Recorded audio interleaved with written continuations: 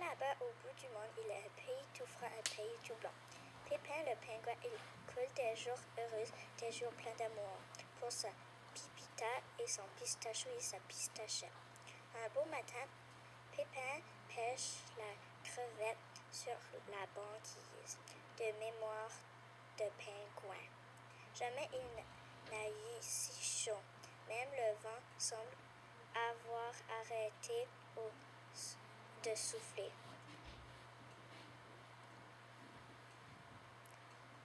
Plic, ploc, plouc, chante la goutte qui tombe des glaçons. Dans leur langage, elles disent « Attention tout fond », mais Pépin n'entend pas. Pépin ne voit pas son îlot de glace se détacher et partir à la dérive.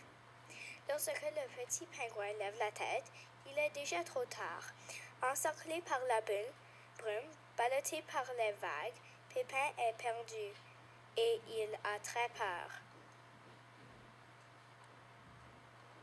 À l'autre bout de la terre, au pays des girafes qui perdent leurs tâches, Gilda pique-nique avec ses amis. Volatine, inconnue en tenue de soirée, flottant sur un glaçon à l'horizon. Clame tout à coup chambellant le chameau. « Pardon ?» demandent tous les amis de Gilda à l'unisson. Pauvre Pépin, il a beau raconter et raconter encore son histoire. Personne ne sait pourquoi sa banquise s'est mise à fondre, ni comment il a pu dériver si loin. Essayant d'oublier sa peur, le petit pingouin affirme « Même si je dois marcher pendant 200 jours et 200 nuits, je retourne à la maison. Je dois retrouver Pépita, Pistachou et Pistachette. Je suis certain qu'ils s'inquiètent. » D'un même élan, Glinda la girafe et Chambellan le chameau s'exclament « Nous partons avec toi !» Pépin et ses nouveaux amis marchent et marchent encore, si longtemps qu'ils atteignent les sables du désert. Aveuglé par la lumière du soleil, le pingouin baisse les yeux vers le sol. Attention, lance-t-il tout à coup à Chambellan, le chameau suspend son mouvement juste avant que sa patte touche le sable. Ouf, soupire Fauca la fourmi, c'était moins une. Avec ses minuscules antennes, elle s'épanche le front, puis elle se demande « Et toi, étrange animal qui m'a sauvé la vie, qui es-tu donc? » « Je suis Pépin le pingouin, celui qui cherche son chemin. » La petite fourmi se gratte la tête. « Ma foi, dit-elle, je connais bien un chemin, c'est peut-être le tien. » Les trois amis suivent la piste sinueuse indiquée par la fourmi. Par-delà le désert, au cœur de la forêt profonde, ils cheminent longtemps. Rien ne les arrête sauf l'eau bouillonnante d'un torrent. Entre deux gargouillis de son ventre vide, Gilda demande « Et maintenant, que fait-on? » « Oui, crie soudain Simon le souriceau, j'ai perdu mon fromage. » Pépin perçoit aussitôt le mail flottant entre deux eaux. Devant ses amis abahis, il plonge hésistant, fonce contre le courant, évite le tourbillon d'écume et repêche le festin.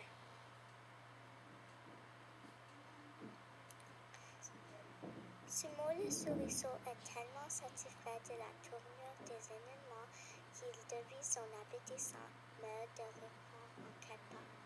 En débouché de goûter improvisé, il demande « Et toi, étrange animal qui a sauvé la vie de mon fromage, qui as-tu donc? » « Je suis Pépin le pingouin, celui qui cherche son chemin. » Simon laisse ses longues moustaches. « Ma foi, dit-il, je connais bien un chemin, c'est peut-être le tien. » Grâce aux indications du souriceau, Pépin et ses amis trouvent le petit pont de pierre qui les enjambe le torrent. Ils empruntent ensuite le sentier de Tarousse qui les mène au pied d'une montagne dont la cime se perd dans les nuages.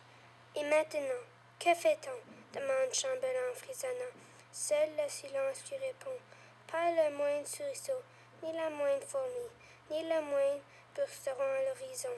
Maintenant, dis doucement, Pépin, maintenant c'est à moi de trouver le chemin.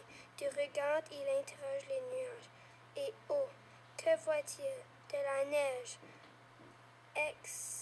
Exactement comme chez moi. Les trois amis entreprennent aussitôt l'escalade du sommet vertigineux. Malgré le froid qui les mord mieux, ils grimpent encore sans par courage. Tout en haut, sur le pic enneigé, que découvert-il? Un bonhomme de neige. Gilles, la girafe et Chambellan le chameau sont estomaqués. Ils n'ont jamais rien vu de tel. Pépin lui comprend qu'il est encore loin de sa banquise. Il pense à son pistachou et sa pistachette et tous les jeux qu'il voudra inventer pour eux. Très réussi, ce bonhomme, murmure-t-il. Merci beaucoup, répond le vent du Nord. Sauf qui peut, crient Chambellan et Gilda. Le vent du Nord se cache ici. Attendez, supplie Pépin, je dois lui parler. La girafe et le chameau se font tout petits derrière lui. Vent du Nord, dit le pingouin, pourquoi as-tu fait ce bonhomme de neige? Pour avoir un ami, chuchote le vent. Tu n'as donc pas d'amis, demande Pépin. Non, il hurle le vent, personne de même. Le petit pingouin laisse ses plumes avec son bec et puis dit, voilà donc la raison qui t'empêche de souffler le vent du Nord un peu, puis secoue la tête de haut en bas.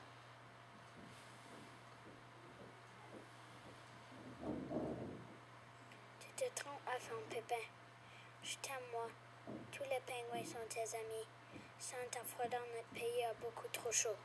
Ils font comme un glaçon perdu dans un verre d'eau. Le vent du Nord est si content d'entendre ces mots qu'il laisse échapper un soupir de soulagement. Un soupir tellement énorme qui soulève Pépin, Gilda et Chambellan, les emportant au-dessus des montagnes, des plaines, des océans jusqu'au pays tout blanc. Pépita, Pistachou et Pistachette sautent aussitôt dans les bras de Pépin pour le couvrir de bisous. Au moins 672 bisous, puis il organise un incroyable fiesta de bonhomme de neige pour célébrer son retour. Chambellan et Gilda, émitouflés, s'amusent comme des fous. Le vent du Nord aussi, qui a galamment promis de les raccompagner dans leur pays du bout du monde, pourvu qu'elles ne souffrent pas trop fort sur les tâches de la petite girafe.